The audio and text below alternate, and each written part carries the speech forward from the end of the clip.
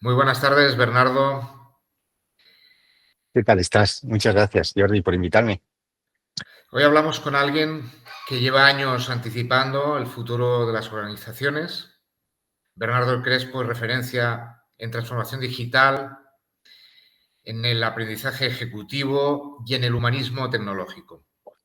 Y hoy queremos explorar con él un territorio que nos apasiona, que ocurre cuando unimos arte, innovación y empresa.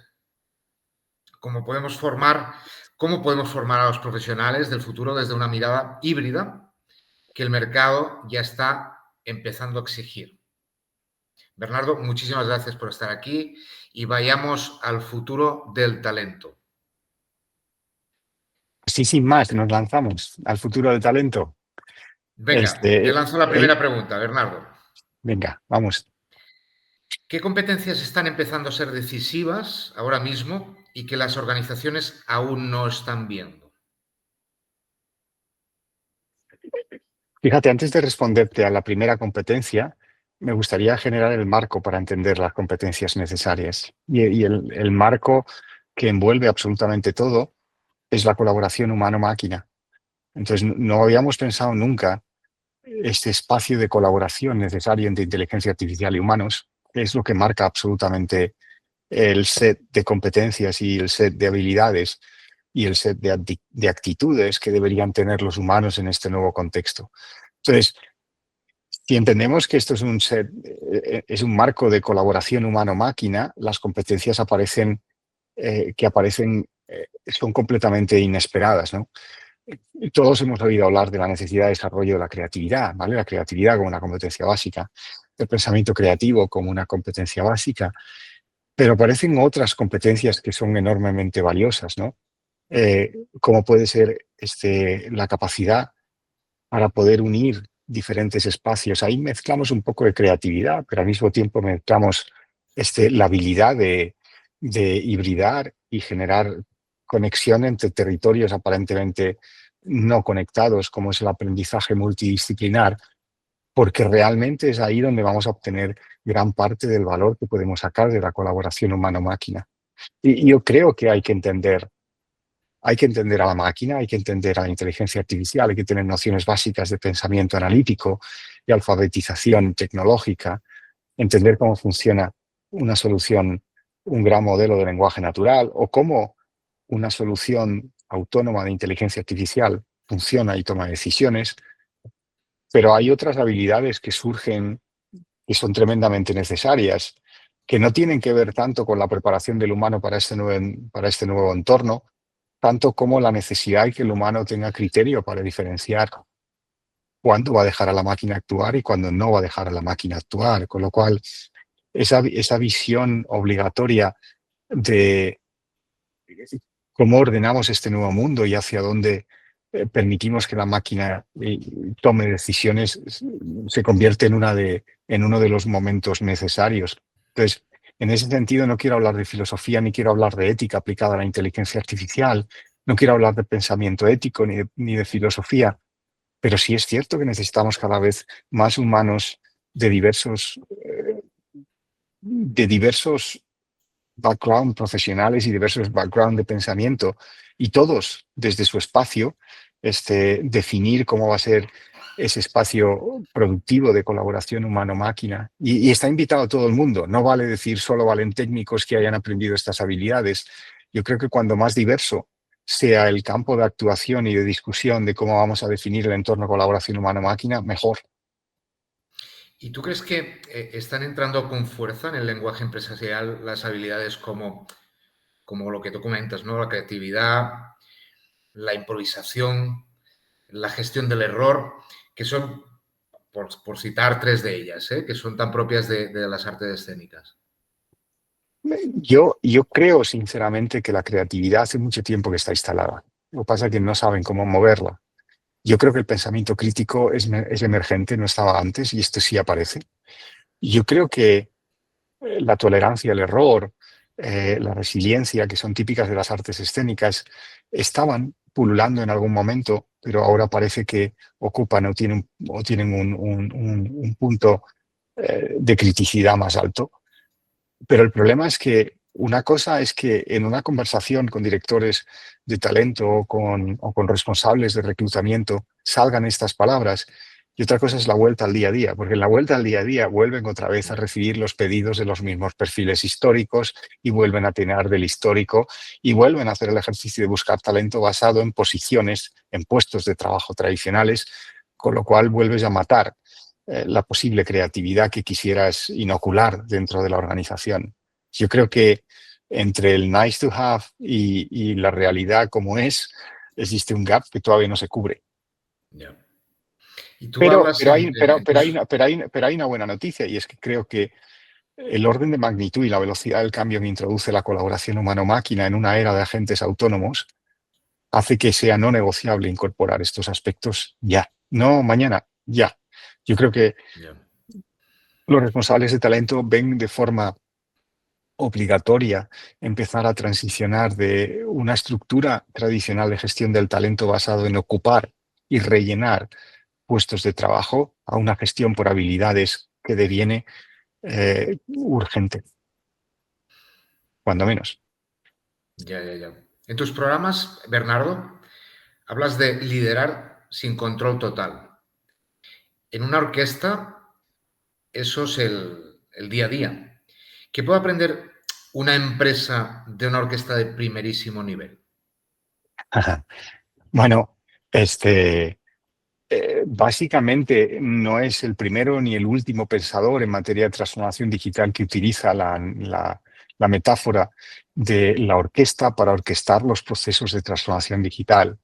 Es decir, es una mezcla muy extraña entre aprovechar el talento individual y orquestar el resultado final por las colaboraciones individuales. Entonces, el concepto de orquestación es un clásico de los procesos de transformación digital.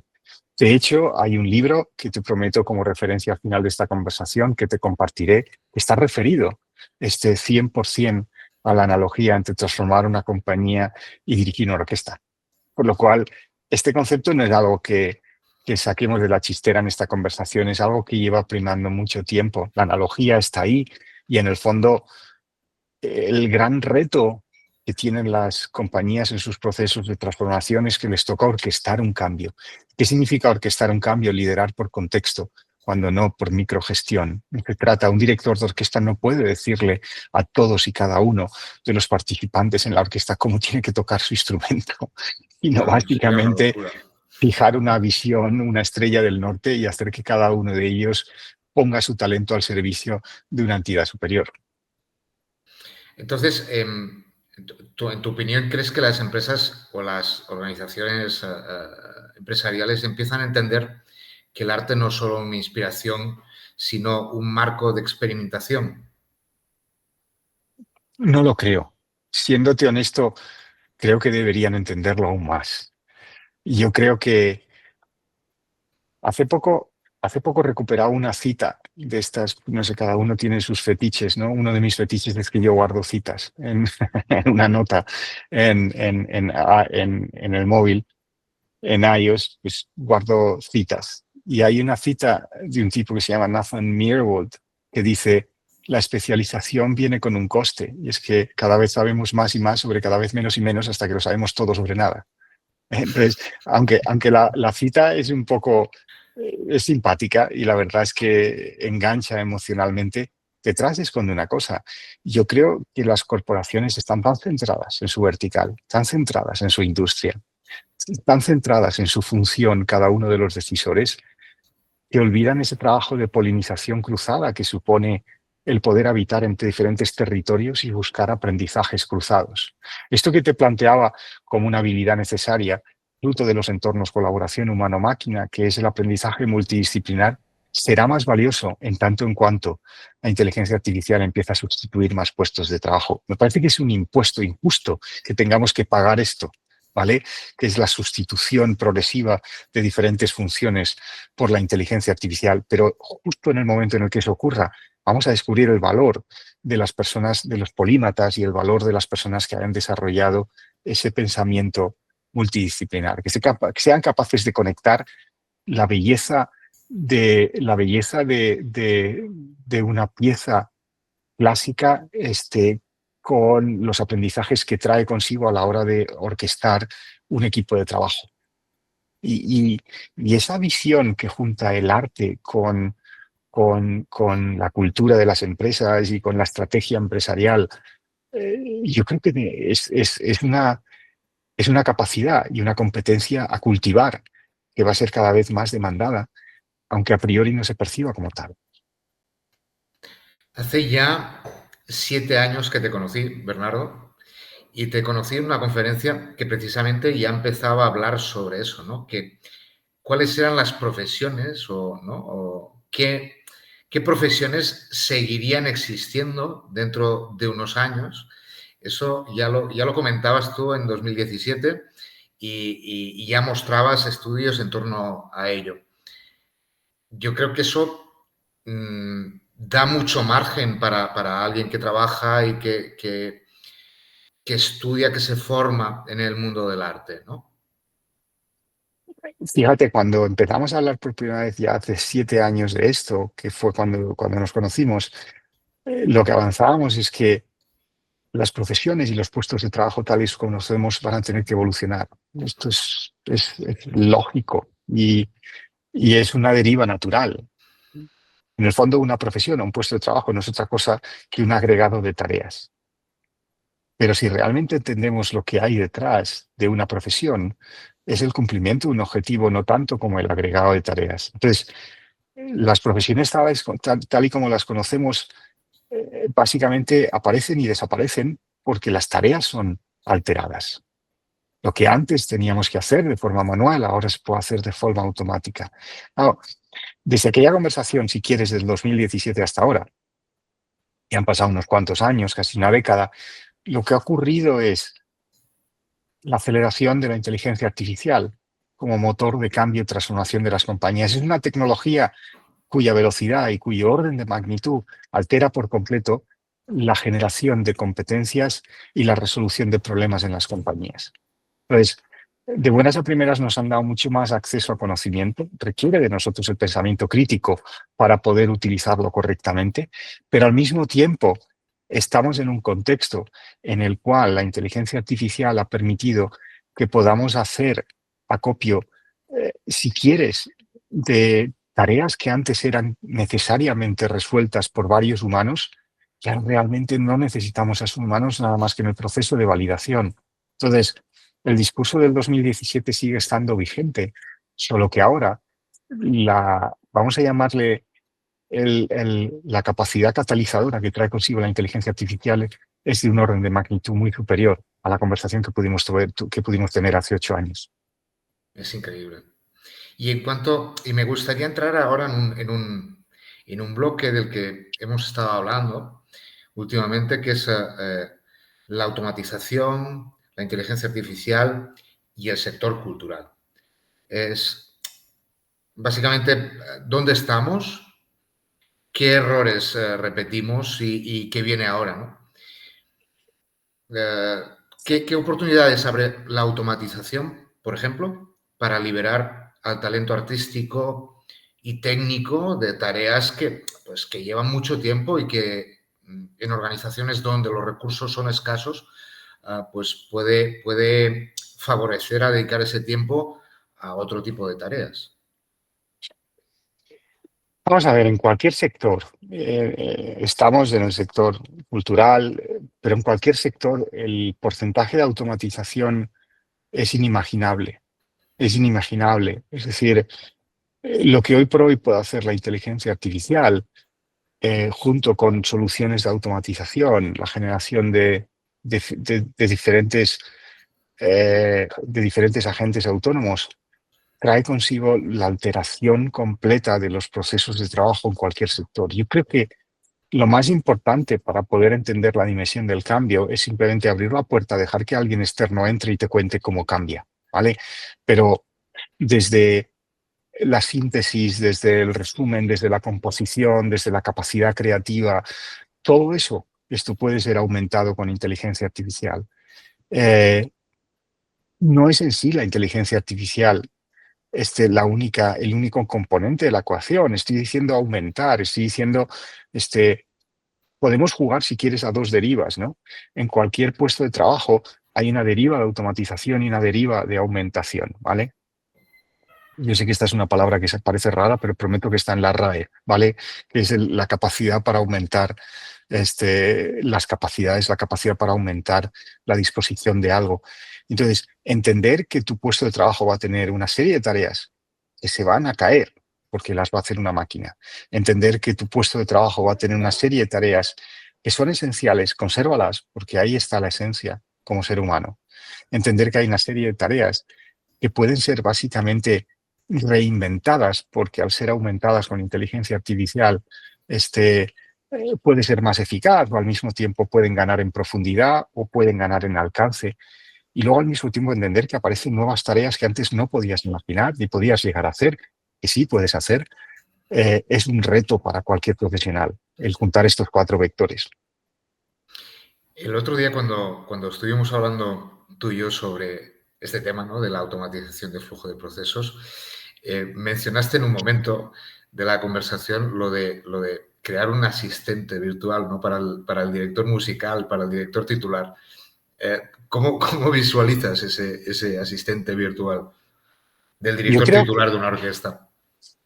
yo creo que absolutamente todos y cada una de las funciones van a ser acompañadas de asistentes de inteligencia artificial. En primer lugar, porque la parte más fácil es básicamente utilizar la inteligencia artificial para generar, con ayuda de un humano, cuáles son las tareas que ese humano puede realmente delegar. Estas son las tareas que yo digo, ¿qué tareas te puedes quitar de en medio? Ahí son las tareas que te puede ayudar un asistente de inteligencia artificial. Esto no significa que encomiendes tu alma al diablo o que la entregues a la máquina. No, lo que digo es que la máquina va a hacer el trabajo por ti y te lo va a entregar para que tú lo valides. Entonces, que podamos realmente, este, que podamos realmente a través de un asistente bloquear agenda de todos los participantes en un grupo de trabajo, en una orquesta. Esto es algo sencillo. Que podamos incluso encontrar en cuestión de segundos las mejores opciones para un ensayo. Esto es una tarea encomendable a la inteligencia artificial. Que podamos incluso compartir y generar espacios de colaboración en remoto antes de sentarnos con las anotaciones, las mejoras que queramos hacer en una partitura, con un documento compartido. Esto, pues es que todo es algo que podemos entregar a un asistente. Lo único que necesitamos es que el diseño del asistente y la validación del asistente vengan por parte de un técnico. Cuando digo por parte de un técnico, por parte de una persona que conozca su función y ver cómo necesita ser ayudado. Y ahora, ya que estamos entrando en ese terreno, ¿no? De formación, me gustaría entrar de lleno en esa formación del futuro, pero antes, ¿qué perfiles híbridos crees que las organizaciones culturales necesitan para integrar la inteligencia artificial, la automatización y las nuevas formas de trabajo sin perder identidad? Es que la pérdida de la identidad no deja de ser un juicio de valor eh, anquilosado en la excesiva visión gregaria de una industria, de un sector. El problema es que la pérdida de identidad supone el no mestizaje. Yo creo que durante mucho tiempo no hemos permitido que expertos de otros sectores entraran. El otro día mantenía una conversación con alguien de una industria que es especialmente hermética y que se capilariza bastante poco, como es la industria farmacéutica. Eh, Yeah. y el problema es ese, es decir, hay alguien que interpretó en la industria farmacéutica que dejar abrir las puertas para que entraran aires frescos de otros sectores era perder la esencia. Y yo creo que no, es decir, el concepto de sincretismo ya nos lo enseñaron hace mucho tiempo. Esto los romanos cada vez que invadían un nuevo territorio y generaban uno de los más potentes imperios de la historia y estaban basados en incorporar los dioses locales a lo que eran los dioses de su arcano. Pero tengámoslo muy claro. Yo creo que el permitir que nuevos perfiles híbridos se generan fruto del mestizaje de perfiles más técnicos, de expertos en innovación, en entretenimiento, que entren a una industria que hasta ahora ha tenido las puertas muy cerradas y el aire muy cargado dentro de la habitación es necesario. Entonces, los primeros perfiles que veo son perfiles que tengan aires de emprendimiento, aires de innovación y que conozcan muy bien el funcionamiento operativo de las artes escénicas. Y tú, desde tu experiencia en entornos como el Instituto de Empresa, universidad y escuela de negocios, ¿qué crees que está fallando en la formación que recibimos o que reciben hoy artistas y gestores culturales? En primer lugar, no me siento cualificado para responder a esa pregunta, ¿vale? Lo que sí tengo muy claro es que hasta ahora quizás la industria de la cultura, y en ese sentido esto IE tiene una escuela de humanidades de reciente creación, yo creo que ha carecido hasta ahora de, de quizá esa visión de mestizaje. Entonces, yo creo que cuando pensábamos en gestión cultural estábamos pensando en perfiles eminentemente nacidos del mundo de la cultura y las bellas artes con una vocación de servicio público. Yo creo que poder entender que no solo hay esos dos espacios, también es cierto quizá porque la inversión privada venía muy limitada al ámbito de lo que eran las fundaciones y no existía esa industria potente privada con una visión de retorno en la cultura. Pero a mi juicio, lo que ha carecido de formación ha sido, y estoy conectando con la anterior, es decir, la formación, si quieres, holística de los profesionales de la gestión de la cultura para que traigan aprendizajes de otras áreas como pueden ser competencias básicas de gestión o habilidades más relacionadas con la innovación o el emprendimiento, sin duda. Supongo que también no solo incluyes gestores culturales, sino también incluyes bailarines, músicos, intérpretes. ¿Por qué no? ¿Por qué no? Es decir, el hecho de que exista una formación especialista y además posiblemente infravalorada por el resto de los profesionales que hay en el mercado, porque cuál puede ser, por ejemplo, la formación de un violín titular de una sinfónica? ¿Cuántos años ha podido tener de formación independientemente de su práctica diaria? Muchísimos años. Yo creo que el error o el enfoque, creo que no del todo acertado, es que está muy enfocado hacia la interpretación, ¿no? Entonces, ni todo el mundo llega a ser solista, ni todo el mundo llega a entrar como profesional en una orquesta sinfónica. Entonces, ¿dónde está el espacio, ¿no? ¿Dónde está el espacio, dónde está la oportunidad para los demás, ¿no? Yo creo que probablemente nuestra formación se ha centrado mucho en lo que es En la interpretación. interpretar, ¿no? Y conocer la armonía, las formas musicales y conocer la historia de nuestro sector, pero luego se ha quedado muy atrás en formar de forma híbrida y que te sirva esa formación pues, para Lo que es, afrontar lo que es, lo que es la otras gestión, aventuras. lo que es la innovación, lo que es el desarrollo de negocio. Posiblemente ese sea el gran error. Es decir, hemos pensado que quien tenía que gestionar y quien tenía que innovar, esto no era el que tenía que interpretar. Y igual se puede gestionar ese perfil híbrido y esto quizás complementa la respuesta a las dos anteriores preguntas. Ya.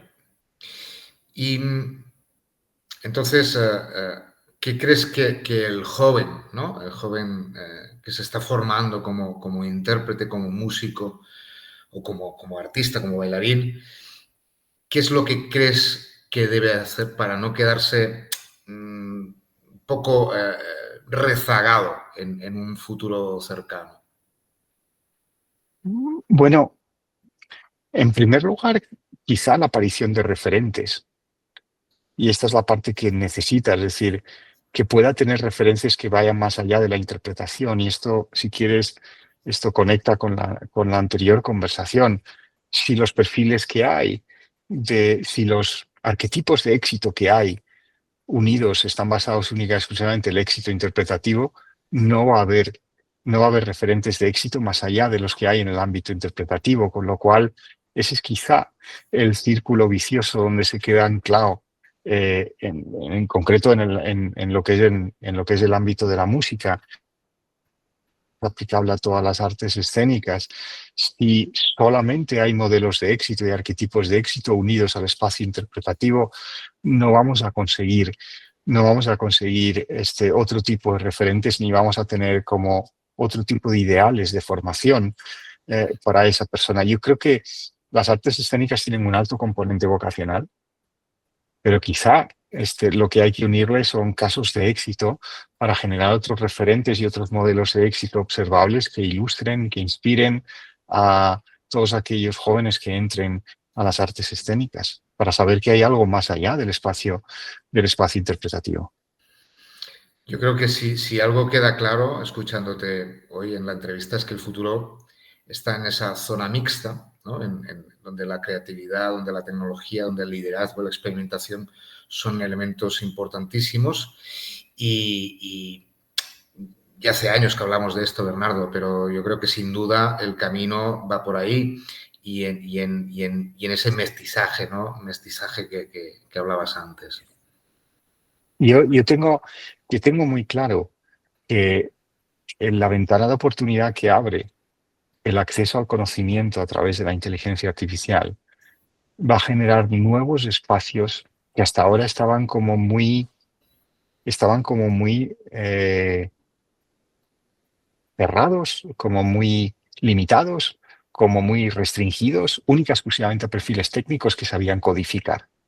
Yo creo que la gran ventana de oportunidad que se abrió desde que empezamos a tener acceso a todos estos grandes modelos de lenguaje natural es que podemos utilizar el lenguaje natural para tener acceso a un gran caudal de conocimiento. Claro, esto lo que abre es que por primera vez es fácil hibridar. Ya es fácil. Mira, te planteo una conversación hipotética, ¿no? Hoy por hoy podemos tener la oportunidad de utilizar lenguaje natural para decir cuál hubiera sido la imagen que podía estar en la cabeza de Johann Sebastian Bach en el momento en el que componía una sonata. Entonces, aunque sea hipotético, acabamos de dar un salto de lo que son espacios espacios visuales, a espacios, incluso podemos llegar a descomponer la música, y esto es algo que aprendimos con Spotify. Podemos a descomponer la música en atributos, que son atributos matemáticos, que siempre estuvo ahí, es decir, esto ya lo inventó Pitágoras, no seremos ahora, pero hasta ahora estaban reservados a perfiles muy especialistas. Hoy en día todos podemos acceder a esa hibridación de territorios que nos pueden permitir, pues no sé, visitar sin conocimiento técnico previo territorios que antes eran inimaginables. La entrevista de hoy nos ayuda a mirar un poco más lejos y nos ayuda a intentar abrir caminos en el arte, la innovación y las organizaciones. Un abrazo potente, Jordi. Gracias. De verdad que ha sido una conversación de lo más agradable. Que continúe. Muchísimas gracias, Bernardo. Hasta Un pronto. abrazo.